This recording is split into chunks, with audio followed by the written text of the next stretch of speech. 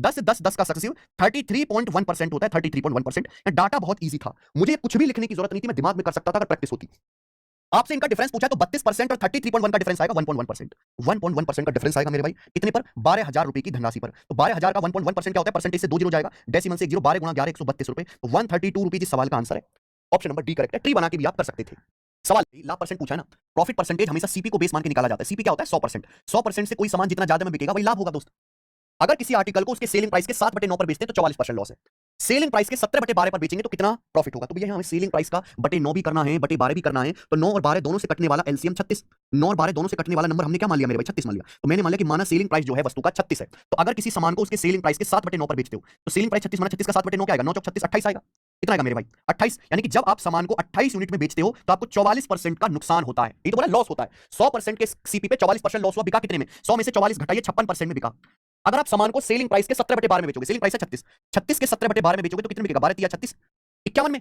कितने में बेचेगा मेरे दोस्तों? 51 में बिकेगा। तो 51 की वैल्यू मेरे दोस्तों कितने परसेंट के बराबर है बताइए? अगर 28 की वैल्यू 56% है दुगुना, तो 51 की वैल्यू भी दुगुना आएगी 102%। यानी कि अगर सामान को सेलिंग प्राइस के 17/12 में बेचोगे तो सामान 102% में बिकेगा। 100% के सीपी का सामान 102% में बिका, 100% के क्रिया मूल्य का सामान 102% में बिका, 2% एक्स्ट्रा में बिका, ये आपका लाभ होगा। 2% इसका आंसर है डी ऑप्शन। ये भी बहुत बढ़िया सवाल है। आगे आ जाएंगे। सवाल नंबर 6 करो बच्चों। 3 सेंटीमीटर है और आपसे पूछा पीआर की लंबाई कितनी, यानी कि राइट एंगल ट्रायंगल का हाइपोटेन्यूज। ये सवाल है, बताओ जी। ये कोई मीडियन नहीं है, ये रैंडम पॉइंट है एम और एन, है ना। 90 डिग्री बनाने वाली साइड पर 2 पॉइंट है, ये एम और एन। तो राइट एंगल ट्रायंगल में थ्योरम होती है कि अगर 90 डिग्री एक एंगल है, 90 डिग्री बनाने वाली साइड पर हमने ये 2 लाइन इस तरीके से खींच दी सीवियन, तो थ्योरम मैं आपके सामने लिख रहा हूं। ये है पीएन, पीएन का स्क्वायर, पीएन का स्क्वायर प्लस आरएम का स्क्वायर बराबर बराबर, ठीक है जी। ये लाइन है एमएन, एमएन का स्क्वायर प्लस हाइपोटेनस, हाइपोटेनस है आपका पीआर प्लस पीआर का स्क्वायर। ये थ्योरम है, इस पे सवाल आता है, आपको कोई भी 3 वैल्यू देगा, चौथी पूछेगा, जैसे सवाल में हुआ है। तो पीएन आपका 9 है, 9 का स्क्वायर प्लस 7 का स्क्वायर बराबर एमएन आपका 3 है, 3 का स्क्वायर प्लस पीआर का होल स्क्वायर बच्चों, ठीक है। डिटेल में बता रहे हैं। तो क्या 81 प्लस 49 130, 130 में से 9 घटाएंगे 121 आ गया भाई, पीआर का स्क्वायर, अंडर रूट लेंगे 11। तो यानी कि यहां पे हाइपोटेनस की जो लंबाई है वो 11 आ गई। यही सवाल का आंसर भी हो जाएगा। ऑप्शन नंबर यहां से बी करेक्ट है। सब बच्चे समझ गए, मजा आया ना करके? आगे चलेंगे। यस, देखिए सवाल नंबर जो 7 है वो एमटीएस के पेपर का पूछा हुआ है। इस सवाल को पढ़ते पढ़ते ही आपको पता लग जाना चाहिए कि हमें ऐसे करना है, तो ये आपकी तैयारी ठीक है। एक केमिस्ट 100 ग्राम मेडिसिन बनाता है, 2 इंग्रेडिएंट एक्स और वाई को मिलाकर, 2 सामग्री मिलाता है, एक्स वाई 100 ग्राम दवा बनाता है। रेट ऑफ एक्स 1500 रुपए पर 100 ग्राम। एक्स का जो रेट है वो है 1500 रुपए की कितनी है भैया? हमने गोली बनाई, दवा बनाई, 2 जड़ी बूटियों को मिलाकर एक्स और वाई को एक मेडिसिन बना दी, तो रेट रुपीस पर ग्राम पे एलिगेशन लगाएंगे तो ग्राम यानी कि वजन का अनुपात आ जाएगा सीधा सीधा। मेडिसिन एक्स का जो रेट है वो 1500 रुपए की 100 ग्राम है। अगर 100 ग्राम 1500 रुपए की है तो 1 ग्राम कितने की होगी? 1500 को 100 से भाग करेंगे, 15 रुपए पर ग्राम। ये मेडिसिन एक्स का रेट आ गया। मेडिसिन वाई का क्या है बच्चे? 50 रुपए पर 10 ग्राम, यानी कि 10 ग्राम 50 रुपए की है, तो 1 ग्राम कितनी की आएगी? 50/10 5 रुपए की। 5 रुपए की 1 ग्राम मेडिसिन आएगी वाई। एक्स और वाई को मिलाकर हमने मेडिसिन तैयार की है, तो उसका रेट है 13 रुपए पर ग्राम। कितना है भैया? 13 रुपीस पर ग्राम। तो आप हमें ये बात बताइए कि एक्स वाई को अपन लोगों ने किस रेशियो में मिला होगा? 13 में से 5 घटाएंगे 8, 15 में से 13 घटाएंगे 2, 8 रेशियो 2 आ गया। तो प्रॉब्लम यानी कि 8 2 के रेशियो मिलाया है। टोटल अगर ये 8 2 है तो टोटल कितना बनेगा? 10, जबकि टोटल मेडिसिन आपने बनाई है 100 ग्राम, तो 10 की वैल्यू 100 ग्राम है 10 टाइम्स। पूछा मेडिसिन में एक्स कितना है, तो एक्स है 8 यूनिट, तो 8 की वैल्यू भी दोस्तों 10 गुना की 80 ग्राम। 80 ग्राम ही सवाल का आंसर था। इससे आसान सवाल नहीं हो सकता कोई आपके लिए। सी ऑप्शन कर लोगे ना? आ जाइए सवाल नंबर 8। परसेंटेज का रेशियो क्या होगा? बहुत बढ़िया जी। देखो ये हम वर्तमान में अटके हुए हैं मेरे भाई। अगर हम प्रेजेंट से 10 साल पहले चले जाएं, 10 साल पहले, तो प्रेजेंट से 10 साल पहले सुनीता की एज उसकी बेटी तानिया से 3 गुना है। 10 साल पहले सुनीता की जो एज है तानिया से 3 गुना, यानी कि रेशियो 3:1 है। अगर हम प्रेजेंट से 10 साल बाद की कहानी देखें तो प्रेजेंट से 10 साल बाद सुनीता की जो एज है तानिया से दुगनी है। 10 साल बाद सुनीता की जो एज है तानिया से दुगनी है, यानी कि तानिया की एज सुनीता की 2 है। प्रेजेंट में एज का रेशियो क्या होगा? ये सवाल है, बताओ जरा कैसे करोगे आप? कतई भी मुश्किल नहीं मेरे भाई। देखो सबसे पहले लॉजिक ये होना चाहिए कि मान लीजिए किसी की मदर की एज 5 साल बढ़ रही है तो उसकी बेटी की एज भी 5 साल बढ़ेगी, यानी कि एज का गैप सेम होना चाहिए। यहाँ एज का गैप ही सेम नहीं है मेरे भाई, सेम बनाना पड़ेगा। रेशियो के डिफरेंस को सेम बनाना पड़ेगा। कैसे बनाएंगे? 3 और 1 का डिफरेंस 2 है, 2 1 का डिफरेंस 1 है, रिवर्स मल्टीप्लाई, ऊपर 1 से गुणा नीचे 2 से गुणा, ऊपर 1 से गुणा करेंगे नीचे 2 से गुणा करेंगे तो 2 दूनी 4 रेशियो 2 हो जाएगा। अब देखिए डिफरेंस सेम हो गया बच्चे, डिफरेंस सेम हो गया। 3 से 4 1 यूनिट बढ़ा, 1 से 2 ये भी 1 यूनिट बढ़ा, सेम हो गया प्यारे बच्चे। हमें एक्चुअली प्रेजेंट में एज का रेशियो निकालना है, एज नहीं निकालनी। एक बात बताओ, ये प्रेजेंट से 10 साल पहले है, ये प्रेजेंट से 10 साल बाद रेशियो है। आपको बिल्कुल बीचों बीच में रेशियो बताना है। बीचों बीच में रेशियो बताने का मतलब एवरेज नहीं ले लोगे। 3 और 4 का एवरेज 7/2 होना चाहिए प्रेजेंट में एज, यानी कि क्या होनी चाहिए? 1 + 2 3/2 आ जाएगा मेरे भाई। ये प्रेजेंट में एज का रेशियो होना चाहिए, 2 तो कट ही जाएगा, 7:3। तो आंसर है बी ऑप्शन 7:3। ये सवाल है भाई, गजब का क्वेश्चन है, मजा आया होगा करके। आइए सवाल नंबर 10 सिंपलीफाई करेंगे। टॉपर्स ने बनाए, हम मैथ्स वाला सेक्शन मैंने तैयार किया है, एप्लीकेशन पर इनका वीडियो सॉल्यूशन भी मैंने कराया है। तो आप एक टेस्ट सीरीज ज्वाइन कर सकते हैं, सीजल 2025 पावर प्रैक्टिस के नाम से टेस्ट सीरीज है हमारी। देखो कि अब एग्जाम में लास्ट टाइम में करना क्या? रिवीजन और टेस्ट सीरीज। पढ़ने का टाइम थोड़ा ना यार, पढ़ना तो पढ़ लिया बेटा, 2 महीने बाद पेपर है सीजल का, जो अभी भी पढ़ रहा है वो 2026 के लिए पढ़े, 25 के लिए नहीं। 11वां सवाल करो। इस सवाल में 2 थ्योरम लगेंगी।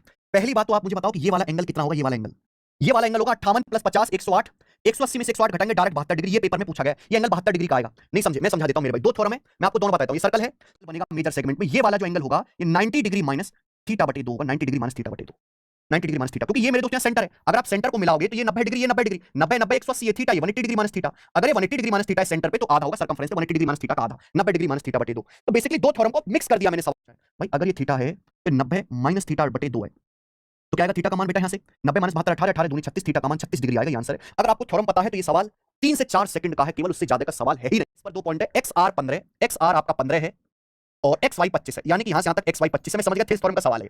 एक्स एस 12 है, एक्स एस 12 है और एक्स जेड यहां से यहां तक ये आपका 20 है। तो आपसे पूछा ये आर एस किसके बराबर होगा, आर एस, और आंसर बताना है वाई जेड की टर्म में। वाई जेड की टर्म में आपको आंसर बताना है। बताइए भैया क्या आपको नहीं लग रहा है यहाँ पे कि ये दोनों लाइन आर एस और ये वाई जेड एक दूसरे के पैरेलल है, समांतर है? क्योंकि अगर आप लेफ्ट साइड राइट साइड का रेशियो देखोगे मेरे भाई, छोटे दो छोटे बड़े ट्रायंगल दिखाई दे रहे हैं, करस्पॉन्डिंग साइड का रेशियो सेम है, 15 है 25 है।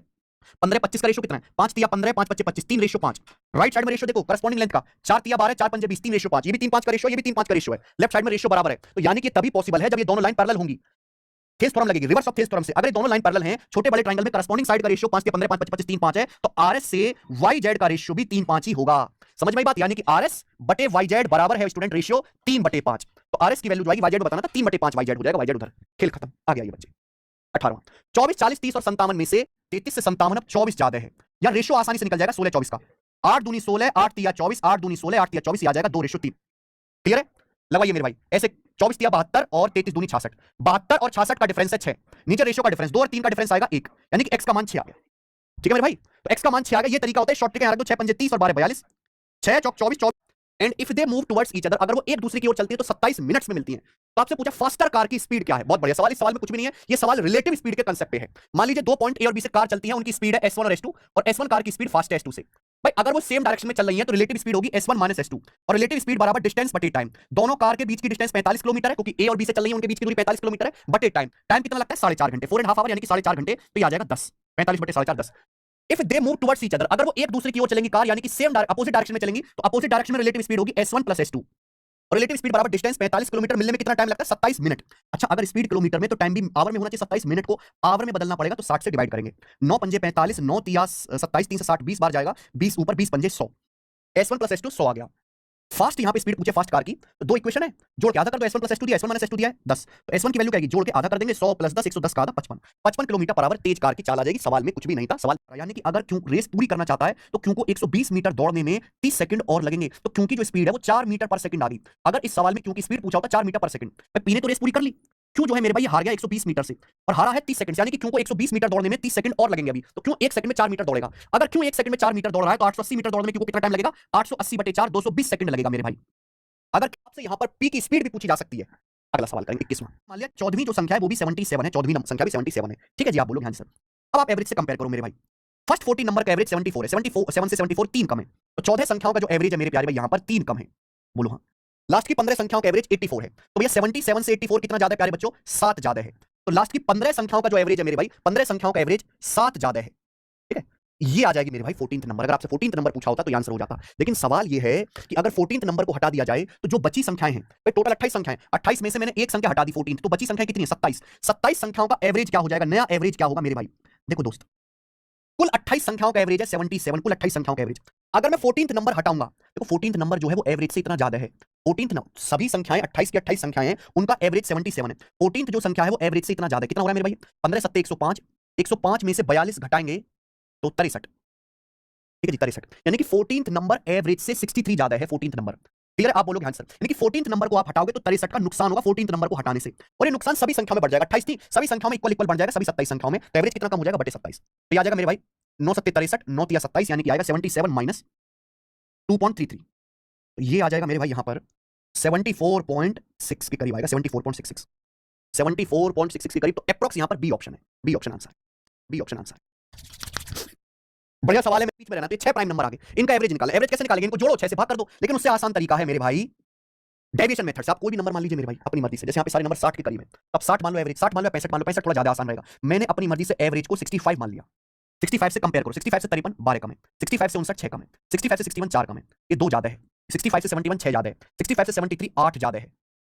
ये मेरे भाई डेविएशन है। देखो क्या रहा है डेविएशन, -6 + 6 कट जाएगा, ये हो जाएगा 8 2 10, और ये माइनस का 16, -12 -4, ये देखो -12 -4 -16 प्लस 10 माइनस का 6, तो डेविएशन आ रहा है माइनस का 6। केक कटेगा तो सभी में बटेगा, टोटल 6 संख्या, 6 संख्याओं में इक्वल इक्वल बांट दीजिए, बटे 6, ऐसे 6 कट गया 1 बार, 65 में से 1 घटाएंगे 64, ये एवरेज आ जाएगा, डी ऑप्शन। ये ज्यादा आसान तरीका है मेरे भाई, इसे बोलते हैं डेविएशन मेथड। चाहे वो x रुपए है, मैंने मान लिया कि जो उनका एवरेज खर्चा है वो x रुपए पर हेड है, ये मैंने मान लिया। अब बताओ सवाल में पूछा क्या है, original expenditure of mess, mess का ओरिजिनल खर्चा। एक हॉस्टल में 75 बच्चे पढ़ रहे हैं, एक बच्चे का एवरेज खर्चा x रुपए है, तो ओरिजिनल एक्सपेंडिचर क्या आएगा 75 गुणा x रुपए। अब हुआ क्या मेरे भाई, 15 स्टूडेंट नए आ गए, 75 से 15 स्टूडेंट नए आ गए, स्टूडेंट हो गए 90। लेकिन अब जो है पर स्टूडेंट एवरेज खर्चा 5 रुपए कम हो गया, यानी कि अब जो पर स्टूडेंट खर्चा हो रहा है वो x माइनस 5 रुपए हो रहा है मेरे भाई। क्योंकि भैया ज्यादा स्टूडेंट होंगे तो दाल में पानी मिला देंगे, पतली दाल कर देंगे, रोटी जो है बेकार सी बनाएंगे, तो क्या होगा, पर स्टूडेंट एवरेज कॉस्ट कम हो जाएगा। लेकिन सवाल में बोला है मेस का जो डेली खर्चा है वो 240 रुपए बढ़ गया। आप मुझे बताओ मेस का खर्चा पहले कितना था, पहले 75 स्टूडेंट थे, एवरेज कॉस्ट था x रुपए, तो पहले खर्चा था 75 गुणा x। लेकिन अब जो है स्टूडेंट 90 हो गए और एवरेज खर्चा है x माइनस 5। 90 स्टूडेंट में एक स्टूडेंट का खर्चा x माइनस 5 है, तो टोटल कितना होगा 90 गुणा x माइनस 5। तो अब जो हॉस्टल का खर्चा है वो ये है, पहले खर्चा ये था मेरे भाई, लेकिन सवाल में बोला गया कि अब जो हॉस्टल का खर्चा है वो 240 रुपए बढ़ चुका है पहले से। ये प्लस 240 होना चाहिए ना, पहले कॉस्ट में 240 बढ़ा दो, आ गया मेरे भाई आंसर। ठीक है जी, खेल खत्म करना है सॉल्व। 15 से डायरेक्ट कट जाएगा, 15 पंजे 75, 15 से 240 16 बार, 15 छिक्का 90। देखो ये 5x है, ये 6x है, तो x आ गया मेरे भाई, 6 पंजे 30 माइनस का 30 आ गया, 16 इधर जाएगा, 30 और 16 46, तो x की वैल्यू 46 आ गई। मेरे हिसाब से एक स्टेप में आप x कैलकुलेट कर सकते हैं 46। तो ये खर्चा आ गया जी 75 गुणा 46 रुपीज, 75 गुणा 40 3000 होता है, उसमें मेरे भाई आप 450 जोड़ेंगे तो 3450 आंसर है। 75 की 40 में गुणा 3000, 75 की 6 में गुणा 450, तो 3000 में 450 जोड़ेंगे 3450 ओरिजिनल खर्चा आ गया इसका 3। ये y माइनस 4 है 4, और इसकी रेडियस क्या आएगी 7 का स्क्वायर, इसकी रेडियस आ गई 7। पहले सर्कल के बारे में बात हो गया, सेम टू सेम दूसरे सर्कल के बारे में निकालो, एक्स स्क्वायर माइनस 10x एक साथ, वाई वाला Y square minus 38y, Y वाली चीज एक साथ बराबर 286 चला जाएगा राइट साइड में, माइनस का 286, एक्स का माइनस 10 है, 2 पंजे 10 क्या चाहिए स्क्वायर बनाने के लिए, प्लस का 25, 2 गुणा 19 होता है 38, तो यहाँ पे 19 का स्क्वायर 361, तो मैंने क्या जोड़ा 25 प्लस 361, यानी कि आ गया जी 5 और 1 6 386, तो 386 मैंने ऐड किया, लेफ्ट साइड में भी राइट साइड में 386 ऐड कर देंगे बच्चे, लिख जा भाई, हाँ 386 ऐड कर दिया, क्या बन गया बच्चों, ये बन गया x माइनस 5 का स्क्वायर। बढ़िया सवाल है बच्चों, बहुत बेहतरीन क्वेश्चन, ठीक है जी। और ये x माइनस 5 का स्क्वायर, ये क्या बन गया भाई, ये बन गया y माइनस 19 का स्क्वायर बराबर माइनस का 286 प्लस 386 100 यानी कि 10 का स्क्वायर। तो भाई इसका सेंटर क्या बन गया, इसका सेंटर बन गया 5 और 19, यहाँ पे x minus 5 y minus 19, radius क्या बन गई इसकी 10, ये 10 बन गई, दोनों पता कर लिया। अब ये मेरे भाई ध्यान से सोचो, ये पहले सर्कल का सेंटर है, ये दूसरे सर्कल का सेंटर है, दोनों के सेंटर के बीच की दूरी निकालो c1 c2, यानी कि इन दोनों पॉइंटों के बीच की दूरी निकालो, फॉर्मूला क्या आएगा, दो पॉइंट के बीच की दूरी का फॉर्मूला भी समझा, x2 - x1 का स्क्वायर प्लस y2 - y1 का स्क्वायर, 5 में से -3 घटाएंगे 8 का स्क्वायर प्लस 19 में से 4 घटाएंगे मेरे भाई 15 का स्क्वायर, 8 का स्क्वायर प्लस 15 का स्क्वायर 17 आ गया, 8 15 17 ट्रिपलेट, यानी कि दोनों के सेंटर के बीच की दूरी 17 है। आप एक बात देखो, यहां स्पेशल केस बन गया मेरे भाई, दो सर्कल हैं R1 R2 जिनकी रेडियस 7 और 10 है, उनके सेंटर के जो बीच की दूरी है वो 17 है, यानी कि रेडियस का सम सेंटर के बीच की दूरी के बराबर है, यानी कि ये दो सर्कल ऐसे हैं जिनकी रेडियस का सम सेंटर के बीच की दूरी के बराबर है। ये कब होगा, दो सर्कल के सेंटर के बीच की जो दूरी है वो उनकी रेडियस त्रिज्याओं के योग के बराबर है। ये तब होगा जब दो सर्कल आपस में एक दूसरे को एक्सटर्नली टच करेंगे, एक्सटर्नली टच करेंगे मेरे भाई, ये इसकी रेडियस इसकी रेडियस और दोनों के सेंटर के बीच की दूरी भी आ जाएगी R1 + R2, यानी कि इस केस में दोनों सर्कल की एक और एक यहां पर 3 कॉमन टेंजेंट बनेंगी, तो आंसर 3 है। आपके सामने दो सर्कल है, पूछा इन दोनों सर्कल की कितनी टोटल कॉमन टेंजेंट है, एक सर्कल ये है, दो सर्कल की इक्वेशन नहीं है, और दूसरे सर्कल की इक्वेशन ये है, बोला इन दोनों सर्कल की कितनी कॉमन टेंजेंट हो सकती है। कॉमन टेंजेंट दो सर्कल की कितनी होगी कैसे पता चलेगा, कि दोनों सर्कल किस कंडीशन में, मान लो अगर दो सर्कल ऐसे दूर दूर हैं तो फिर टेंजेंट हो जाएंगी उनकी चार टेंजेंट हो जाएंगी, दो सर्कल ऐसे काट रहे हैं तो टेंजेंट केवल 2 बनेंगी, दो सर्कल ऐसे अंदर से टच कर रहे हैं तो एक ही टेंजेंट बनेगी, दो सर्कल ऐसे बाहर से टच कर रहे हैं तो भैया कितनी टेंजेंट बनेंगी, 3 टेंजेंट बनेंगी।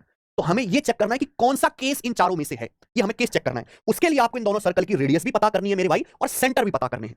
मान ली मैं पूरा कंसेप्ट बता देता हूं कि भाई अगर कोई इक्वेशन इस फॉर्म में लिखी हुई है x - a square plus y - b square बराबर स्मॉल r स्क्वायर, ये है, तो यहां मेरे दोस्तों r क्या है, स्मॉल r जो है वो सर्कल की रेडियस होगी, और ये a और b क्या होंगे, a और b ये सर्कल के सेंटर होंगे, ये जो है बच्चों सर्कल के सेंटर होंगे, ठीक है। ये दूसरा केस मेरे प्यारे भी आपको ये समझना है कि अगर दो पॉइंट हैं जिनके कोऑर्डिनेट x1 y1 और x2 y2 हैं, पूरा डिटेल में सवाल बता रहा हूं इसलिए टाइम लग रहा है, वरना सॉल्यूशन तो मैं फटाक से कर दूंगा, लेकिन फायदा क्या उसका आपको समझना भी तो चाहिए। इन दोनों पॉइंटों के बीच की जो डिस्टेंस होगी, इन दोनों पॉइंटों के बीच की डिस्टेंस x1 y1 और x2 y2 के बीच की डिस्टेंस का फॉर्मूला होता है √x2 - x1 का स्क्वायर प्लस y2 - y1 का स्क्वायर। ये फॉर्मूला होता है दो पॉइंटों के बीच की दूरी का। कंसेप्ट पता चल गया, निकालो भाई। पहले सर्कल पे ध्यान दो, x स्क्वायर प्लस 6x अलग करेंगे, y अलग करेंगे, y स्क्वायर -8